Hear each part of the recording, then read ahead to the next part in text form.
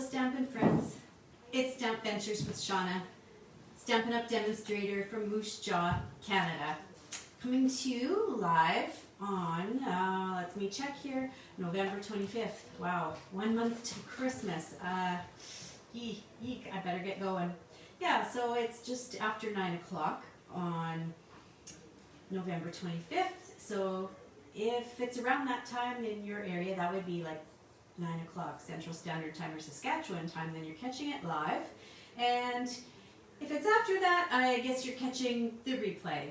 So, and I'm just getting connected here with my iPad, hoping that I will be able to see if there are any messages that come through. Oh, hello, Susan. Happy Thanksgiving Eve to you. We've already had our Thanksgiving here in Canada. That was earlier in October, and but yeah, I think it's a celebration for you guys this weekend, or well, the end of this week, and hopefully you're staying safe and you'll have a good weekend, even if it may be a small celebration this year. Oh, you're welcome, Susan, and hello to Karen as well. I see a few of you hopping on. Before we get started, I was going to tell you about my book club book that we discussed this week. That's why I didn't have my tutorial yesterday on Tuesday, because the last Tuesday of the month is usually book club. And this was a really fun book to read. It's called Open House, and the author is Jane Christmas, which is kind of a fun name, the name Christmas, which is kind of neat that we read it close to the Christmas time of year. And it's a delightful memoir, and Jane talks about how during her lifetime she has moved to 32 different homes, and it's not really serious. There is there are touches of serious moments in it,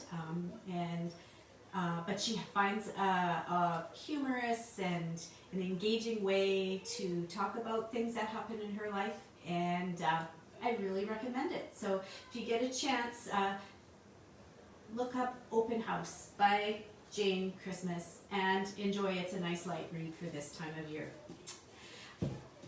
On to other things. Just a couple of Stampin' Up! Reminders. First of all, the Curvy Celebrations promotion is still on right now, and that's the new Quite Curvy bundle that's available early from the spring mini catalog, the January through June mini catalog. And I was just looking to see where my mini catalog is, and it's like way over there, so I'll just leave it there for now. Also, yesterday Stampin' Up! Had a 24-hour sale where they had 10% off almost everything in the annual catalog, our big thick catalog. There were some technical glitches that some customers and demonstrators were experiencing, so they actually have held over the sale to today as well. So it's on still until midnight tonight. So if there's something that you've had your eye on in the annual catalog, you might want to go check it out. Interesting thing to know is that the bundles, like the die bundles with stamps and dies, or the punch bundles with punches and dies, or some, not all, of the ink pad bundles that are normally listed at 10% off, those will have an additional 10% today because of the sale. So be sure, to check it out before midnight tonight. That was really good of them to extend it. The company is very good that way. When there are problems and glitches and things like that, they do their best to come through for us. So, hello to everyone who has hopped on since I have started. It's good to see you all. I'm going to turn the camera around and focus down on my stamping spot, and we'll get going with some stamping, and I'm going to make some cards that I'm going to be sending out to our Armed Forces members. And normally I like only maybe show one or two cards. I'm going to try to attempt to make 3 cards all at once on this video. They're going to be following basically the same recipe or the same pattern, so it shouldn't take long. They're fairly easy, and you might be able to, you know, grab some paper and stamp along with me. So come along, I'll show you what the measurements are, and you can join in.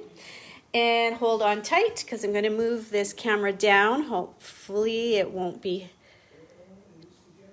make you too dizzy, but avert your eyes if you need to. Oh my goodness, is my camera stand ever done up tight? Woo! There we go. 3, 2, 1, and we are down. We've landed. Okay. Think that's good.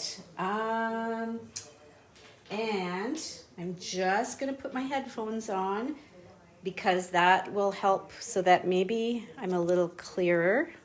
So there's just a moment of...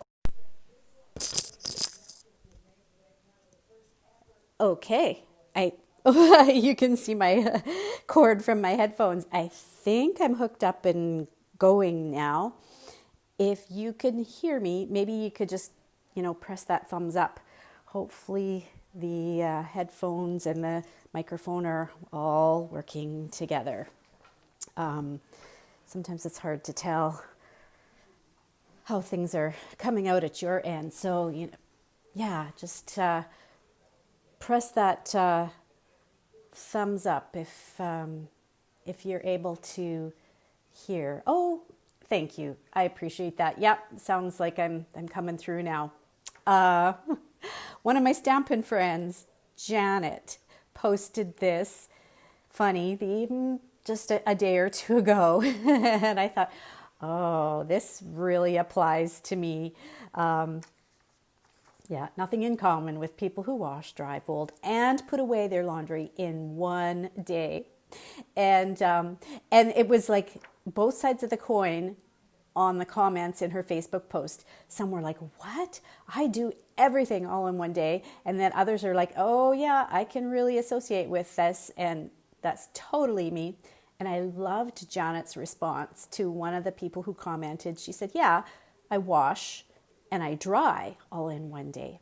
And then I take about 5 to 7 business days to fold and put away. And I'm like, oh yeah, there's a gal after my heart. All right. Oh, and I forgot a weather word for here in Moose Jaw, Saskatchewan.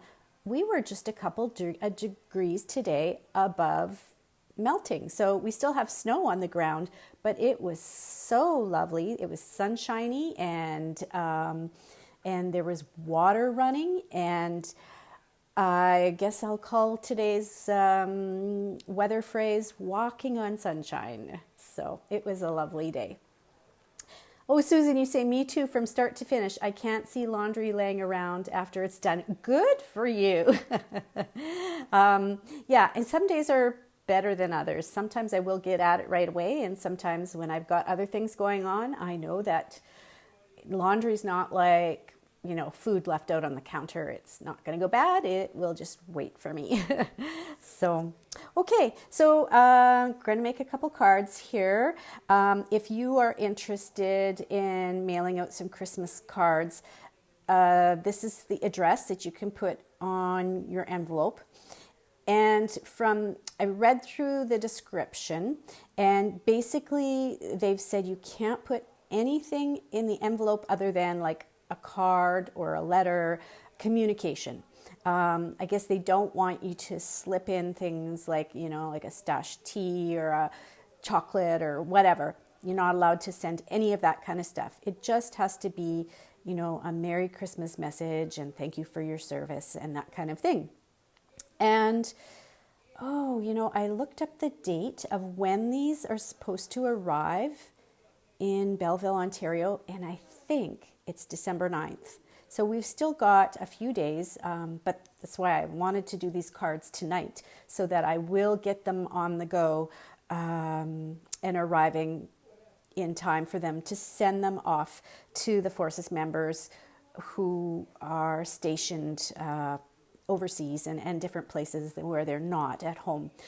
Another thing that, let's see. Oh, I know. They said that it doesn't have to be at Christmas that you send them. You can send them at any time of year and they will forward them on. So I'm guessing that if your Christmas card is late, they will still send, communicate that message, send it out.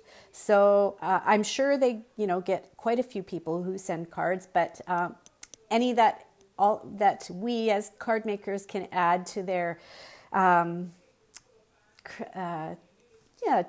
to add a little joy to their Christmas when they're away from home is awesome.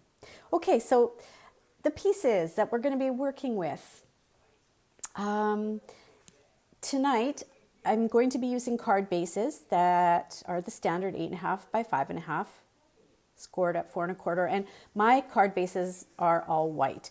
When I'm kind of doing a series and I want to get cards done, I don't usually change colors for every card base or the card pieces. I kind of stick with a theme and go for it, and white will just go with anything.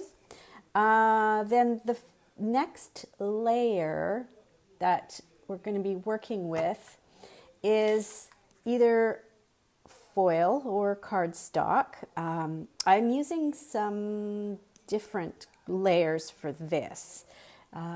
So I've got some of our green foil. It's from the Christmas catalog, the holiday catalog. It comes green and red in a package. And I thought, I haven't really given this enough love this year. I need to give it a little bit of try out.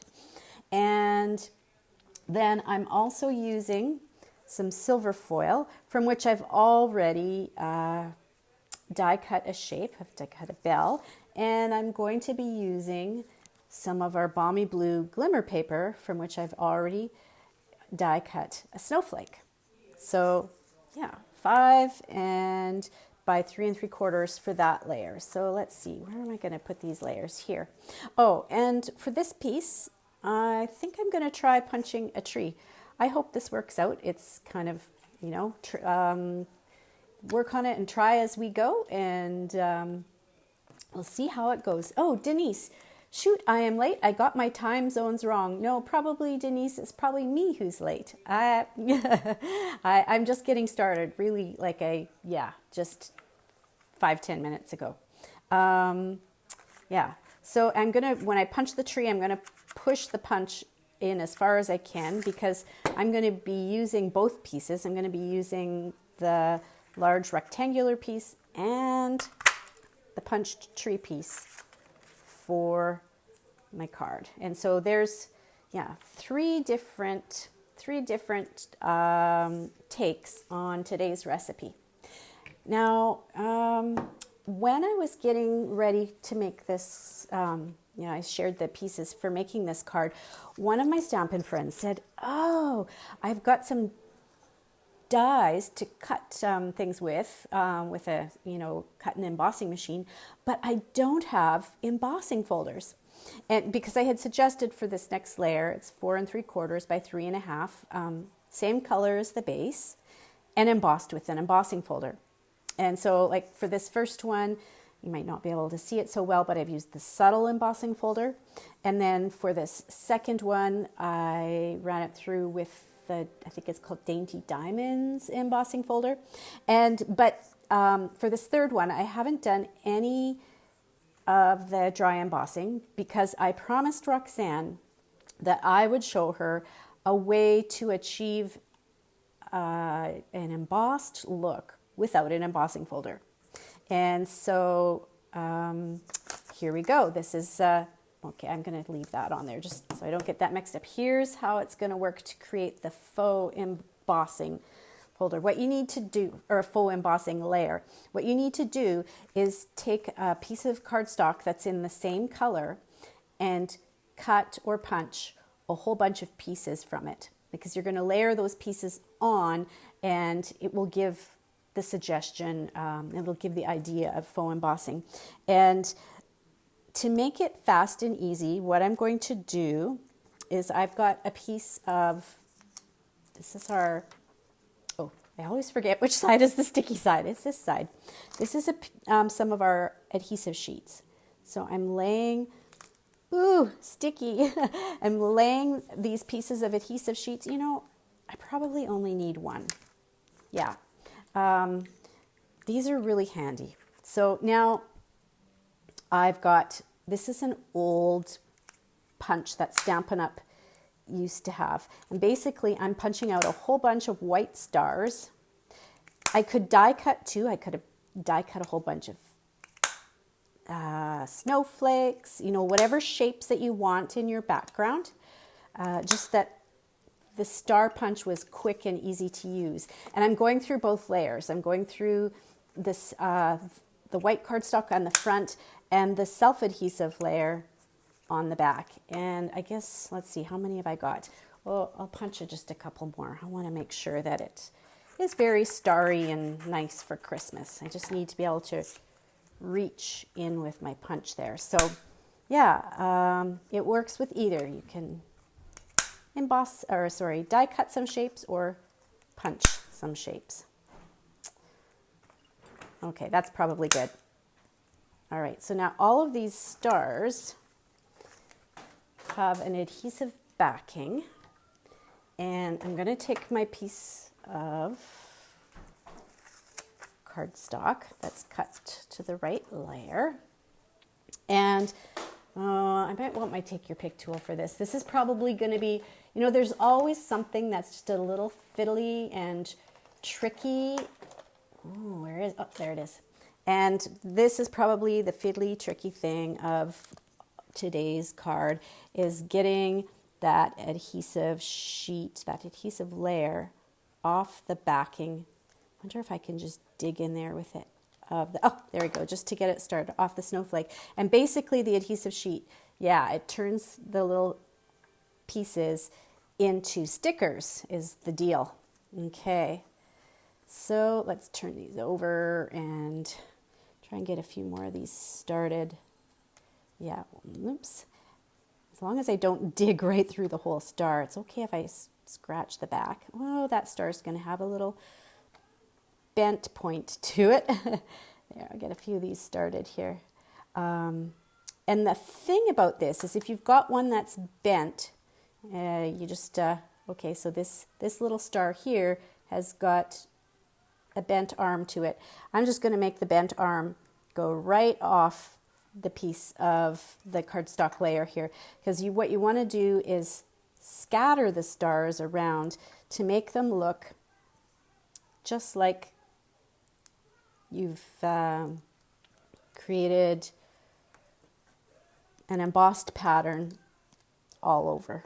So kind of like talk about, like, you know, wrapping paper in a repeated pattern, wrapping paper or wallpaper, anything that's, you know, in sort of that repeated pattern.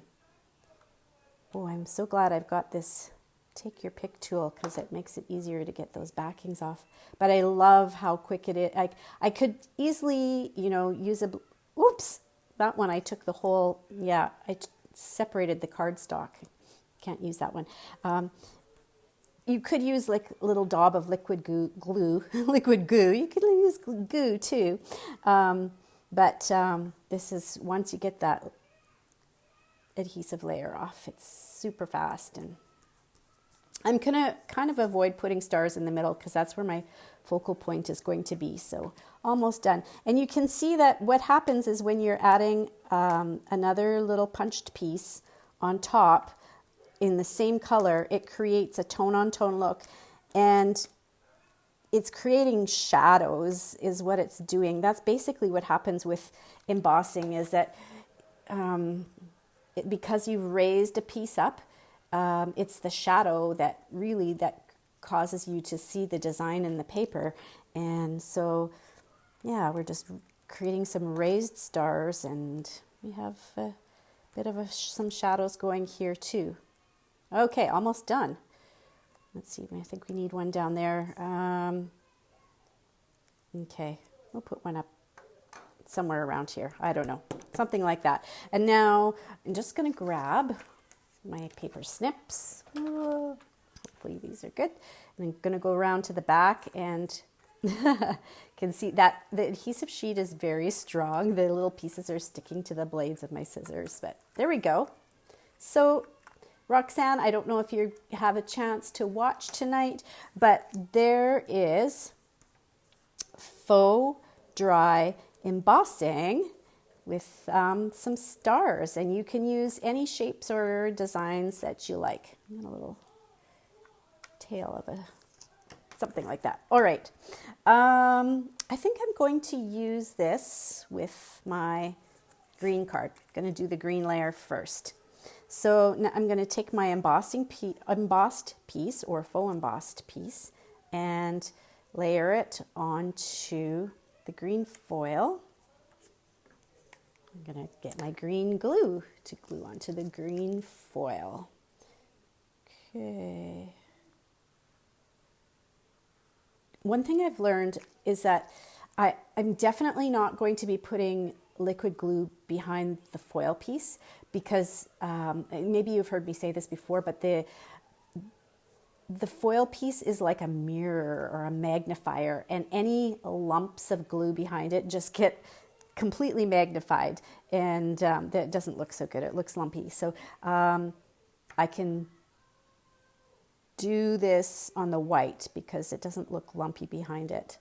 Oops, and it's gluing onto the foil, but I won't use the lumpy liquid glue at the back of the foil. Okay, so there's one embossed or faux embossed piece onto the foil layer. And so the other pieces that I'm going to be using, or one other piece I'm going to be using for the cards, is a cardstock layer that's 2 1/4 by 2 1/8 by 2 1/8.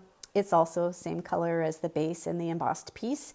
And mine is a stitched shape square die, but you could use just a regular square that you cut with your paper trimmer. So this is how this is going to go. This is going to go here, and this is going to go here like that. And I'm going to be using some dimensionals for this part, for both of these, I think. So grab the dimensionals. And as you know, use lots of them. You don't want to have saggy parts on your card. Okay, so when I'm gluing this down, I'm kind of looking to see that the two sides and the top are somewhat similar in the width from the square. I think I might be a little off to one side. Oh well. And we'll pop up the tree too. Okay. So now how do I want to do this? I want to have the tree, I guess, kind of just centered. I was wondering if I wanted to have the tip of the tree off the top of the square, but I don't think so. I think just like that'll be good. Okay, so there's one card that's partially done with its main layer. And just while we're here, we'll just keep doing with a couple more. Okay, now let's see. I've got subtles. Maybe you can help me make a decision for this. Okay. This is the subtles embossing folder that I used for this piece, and this is the dainty diamonds. And I'm going to be using a snowflake die, and the snowflake die is the dies that come with the Snowflake Wishes stamp set. So I think this was the die. Nope. Maybe it was one inside. Yeah, but it's one of the dies that are in here. There's 2 layers of dies. So let me know in the comments what you think. Oh, you've already figured out. Okay, I'm like diamonds or subtles. And a couple of Denise is saying diamonds. Anybody else want to weigh in? I will use this one too. I'll just use it on the final card that I do tonight. Diamonds. Yeah, you know the diamond does look really pretty with the balmy blue glitter paper. So yeah, we'll go with that. All right. There we go. I heard somebody say that uses liquid glue that they don't do a strip of glue in the middle. I always used to do that. I'm not going to now because I've got a hole in the middle and I don't want the glue to leak through that. But also they said that if you glue it down and you don't like it, you could still cut out the center of the paper and salvage it for another project. So I'm like, oh yeah, okay, I'm all about if I can use something again. Let's see if I can shift this just a little bit. My goodness, this glue is like really holding on to this glittery paper here. I thought I was going to shift it down a little. Well, we'll call that good for now. Okay, and I need to get out my dimensionals again to do a layer here. This is all 3 squares that I'm using for the card tonight are from the stitched squares or the stitched shapes dies. And like I said, yeah, about 2 1/8 square. Okay, something. Oh, this is the glittery paper with the diamonds embossing folder. I'm really liking that. Oh, that's really pretty. Oh, there's the die. I was looking for it in here and that's where it came from. Okay. And now to glue this down, this has just got too many tiny little pieces to put dimensionals behind it. So I'm just going to lay this down and put some little itty bitty droplets of liquid glue on it. These waxy sheets that are left over from the dimensionals are great to work on, especially when you're using sticky things. Okay, all that good. Where to pick it up so I don't get glue completely all over. Let's see. There we go. Okay. And this snowflake has got such a pretty shape to it. Let's see, something like that. Oh, you know, I had been thinking of grabbing some of those, what are they called? The blue faceted, beautiful faceted gems are almost like iridescent, to put a gem in the middle, and I forgot to do that. But yeah, options. You have lots of options for creating, you know, adding little details to your cards. Like I said, today these are just easy cards, and it's more just to get them done and be able to get that communication out there. As I mean, you want the card to look nice, but I think that the people receiving the message, that's the important part, is the message that's coming with it. So, all right, here we go. So now I'm using, this is the subtles, and I've got a bell, and the bell came from this set called Cherish the Season. It has quite a few bells in it, like a baby bell, a teenage bell, a mama bell, a papa bell. And with these 2 larger bells, the little, the greenery and the little berry parts, they actually die cut out, but if you're careful, you can usually pick them off of your cutting platform, and then you turn it over, and I just put a little piece of Scotch tape to hold those pieces in place. But I did lose one of my little berries. So I've been thinking about what I'm going to do with that, and I might have an idea. Okay, so back to the square, same size as before. There we go.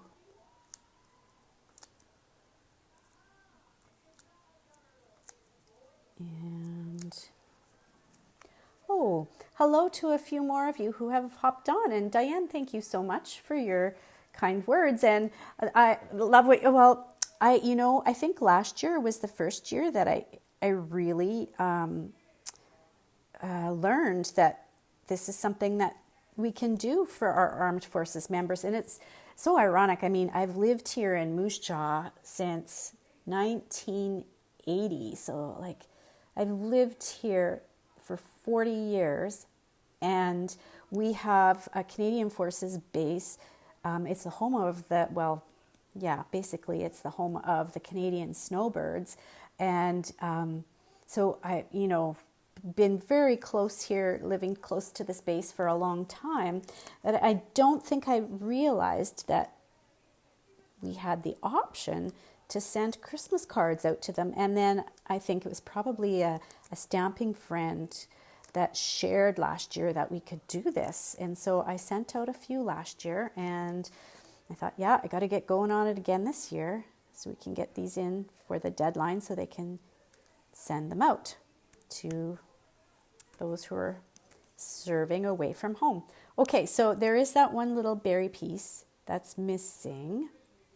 And I grabbed some of our red rhinestones. And I thought, well, maybe I can just put red rhinestones where the 3 berries are and cover up my oops. So yeah, you do have options with these bells. The pieces can come out, or you can leave the pieces in and just tape them down from the back. I really like leaving the pieces in because I think it looks pretty. But yeah, you can maybe change out if you want to change the leaves to green. It's kind of fiddly. You could cut a second bell out of green cardstock and replace those pieces in there, or maybe just put a little piece of green cardstock behind. That would, there. Oh, that's nice. Yeah, those red rhinestones are just the thing to cover up my oops there. The other thing you can do is you can take like an alcohol marker, like our Stampin' Blends or a Sharpie, and you could color in the leaves as well. Okay, so now we've got 3 different layers for 3 different cards.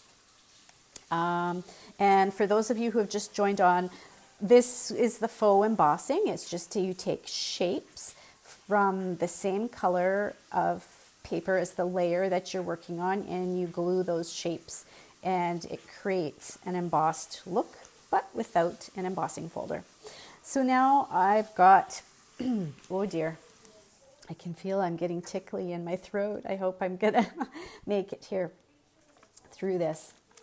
I've got cardstock pieces for the greeting, and these are 4 1/4 by 3 3/4.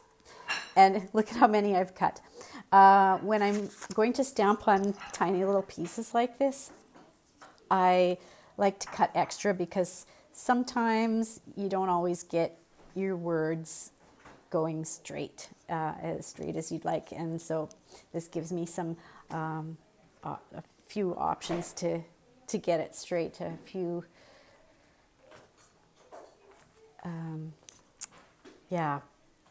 chances. So this first word that I'm going to stamp, the Merry Christmas, is from the Cherish the Season, which the bells come from. And I'm going to use smoky slate. You could totally use silver embossing powder, so you could get it, more matchy.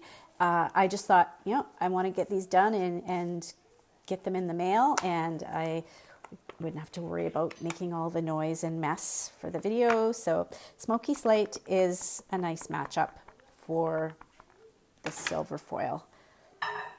Okay, and something like that. All right, so there's a word for that one. Okay, I better clean this off. Now, Merry Christmas. Let's see. I'm just going back to the Snowflake Wishes. Okay. I think this Snowflake Wishes for a Merry Christmas would fit on here. So I'll pull that out. And I've got my Balmy Blue ink to go with the Balmy Blue glimmer paper. Let's see. The neat thing is with the clear stamps, you don't even need to pull them off of the plastic sheets. You can just lay it on top and look through, and ooh, well, yeah, I think it'll just fit. Yeah, we can do it. Okay, but will it fit on the block? Yeah, it will fit on the block too. Okay, so move that guy out of the way. Move him back over to his case. Snowflake wishes for a Merry Christmas. I wonder if this card will go to someone who's serving in a warm country. So that may make them chuckle a little. If they're serving somewhere where there isn't snow, yeah, that'll be a little bit snowflake Canadian snow memory for them. So here we go, Balmy Blue. So Glenda, you're just watching the end. When do the cards have to be mailed? Not sure I'll be able to do it this year. Oh, I think, if I am correct, they need to be in Belleville, Ontario by December 9th. So got a few days. But yeah, you know, you're just kind of in recovery from your procedure. So you can totally understand if it's not something that's kind of going to work out for you for this season. Okay, so Snowflake wishes for a Merry Christmas. Oh, that like just fit. Whew. Okay, so then we've got the tree left, and I'm not sure if I picked two greens. Well, you know, I think it's going to be the shaded spruce, going by the color on, at least not the color on the case. Garden green is just a little bit too olivey yellowy, I think. So shaded spruce will be what I use to kind of go with the foil. Now I need to pick some words for that. And I'm going to go over to the stamp set that coordinates with the punch. This stamp set came out last year, and they've brought it back again this year, I think. Is it in the annual catalog? I think it might be in the annual catalog. If it is, that means that it's 10% off. I don't think it's in the holiday. Anybody out there who knows their Christmas and annual catalogs, you can set me right in the comments. Diane's, I'm just looking what you said. It'll bring a feeling of home with the snowflakes. Yeah, there aren't too many places in Canada that don't get a little bit of snow now and then. So, yeah, and with these words, I'm thinking that this little greeting right here, may this special season be wrapped in love and joy. And yeah, wrapped in love and joy. There we go, right where my hand was. Okay, better grab my chamois and clean off the blue, because you could just see if I just try to pull that off without cleaning the blue, I will get it all over. Ooh. That's how you lose your stamp, when it sticks to something else and then you don't know where it's gone to. Okay. Okay. Somebody that I watched that was doing a class with me a couple weeks ago said she likes to put her words on her block angled from corner to corner, because she finds it easier to hold the block this way as opposed to holding it up and down or side to side. And the other thing is it helps her to focus on lining up the words with the edge of the cardstock piece as opposed to the block with the edge of the cardstock piece. You know, everybody has their way of doing it, and that's one way. So I'm giving it a try tonight. Diane says, yes, Shauna, perfectly plaid and the punch are in, oh, this is not working, are in the annual catalog. All right, yeah, 10% off till midnight. There we go. Okay. All right. Something like this. Hopefully that kind of sort of straight edge of the words with the straight edge of the piece of paper. Yeah, close enough. I'm going to call it good. Okay, I've got a couple ink pads that are open. Let me close these and be on the safe side. Yeah, I'd have to say the shaded spruce goes really nicely with the foil, the green foil cardstock, or green foil paper, I guess it is. Okay, so now I'm going to grab my card bases and last few steps here. You know, you heard me say before that the liquid glue tends to get magnified by the foil piece. So I'm going to switch now to my seal, my Stampin' Seal Plus. I like this Stampin' Seal Plus because it's a little bit stronger than the seal. And yeah, and many of you seen this trick before. I tend to just put adhesive along the top, and then once I get it in place and centered as best as I can, then I add the Stampin' Seal to a few other places underneath. I don't like cards that are saggy, and I don't like cards that are really crooked. Okay, so here we go. I'm just gonna, if you have seal or Stampin' Seal, make sure you do roll up at the end, and that helps the adhesive to break cleanly. Okay, and if it doesn't break cleanly, you can just take your finger and roll so you get more up to the top. Ooh, I think I could have put the greeting just down a little, but there we go. Oh, I have an embellishment. You know, oh, I don't know if I've got room for it. I've got these copper stars. They are from the annual catalog too, and they're so pretty. This one's turned upside down in the package. I'm wondering if I can get this to cling to the top of the tree. Yeah, I think that's gonna stick. I'm just wondering if I should put a little a mini dimensional behind there so it doesn't. I think I will. Yeah, just do a little bit of a. I might even put half of a mini. That's starting to. There. I just don't want the pretty star to fall off and get lost in the mail.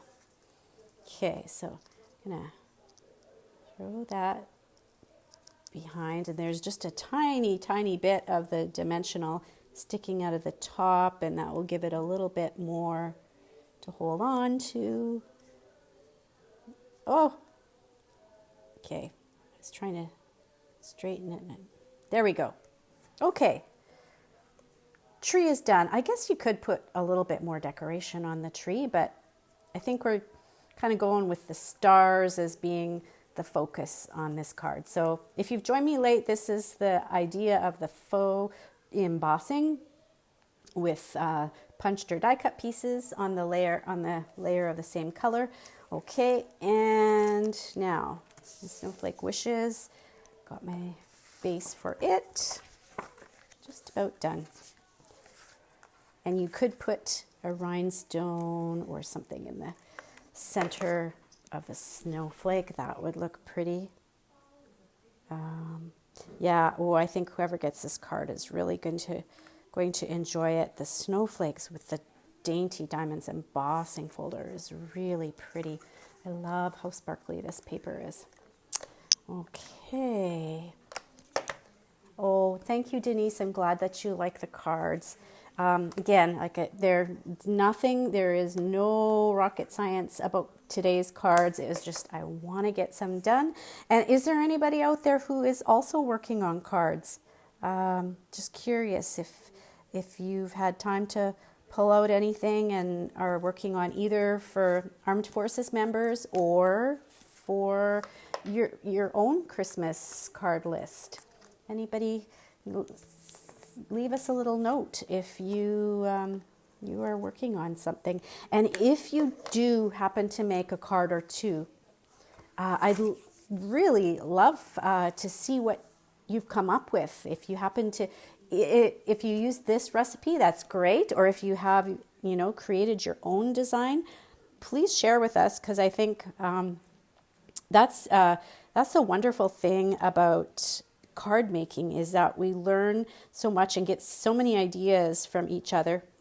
I imagine like people like knitters, you know, they learn a little bit from each other too, but most often they just kind of follow the pattern where we have a little more, we'll have a little more free reign for some of the things that we change out in our cards and our paper crafts.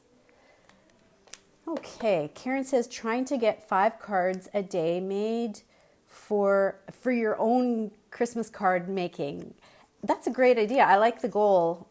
5 is doable. That's a really nice, number. It's not totally overwhelming. 5 a day is, I think that's smart. For your own Christmas mailing. Yeah, no, that's a very good idea. Okay. All right. So let me move out all this extra stuff. We've got a bell card. That makes me think of playing the handbells at our church, which we won't be unfortunately doing this year. Yeah. And a snowflake card. And a Christmas tree card. And there, I'm going to try and leave that so that if you want to take a screenshot to get the address or to remember what the cards looked like, there you go. You can, things seem like they're a little cockeyed here. But there, yeah, you can take a screenshot if you want to grab it to remember what they look like and carry on with your own card making. And thanks everyone for stopping in tonight and checking out the cards that I'm working on. And I hope you have a really great rest of your week. And again, to my friends in the States, happy Thanksgiving to you. And I will talk to you again another day. Thanks so much. Bye for now.